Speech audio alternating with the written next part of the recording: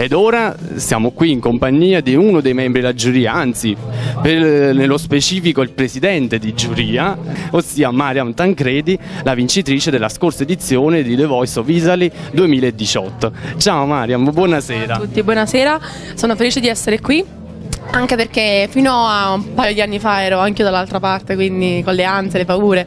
Però sono qui soprattutto per incoraggiare i giovani, perché soprattutto vedendo programmi televisivi a volte sembrano persone che sono lì, sembrano raccomandate, tra virgolette. Io dico sempre che a volte le cose bisogna volerle veramente. Se quelli che dicono no ma io non ci sono riuscito, no ma io non ce l'ho fatta, è perché non hai voluto abbastanza. Invece per quanto riguarda questa serata, cosa ti aspetti dai ragazzi, dalle esibizioni? Spero che diano il loro meglio, il loro massimo e facciano il più possibile. E invece per quanto riguarda te, sappiamo che esattamente una settimana fa è uscito il tuo primo album finalmente. Allora, il mio EP in pratica ha 3 cover e 3 inediti.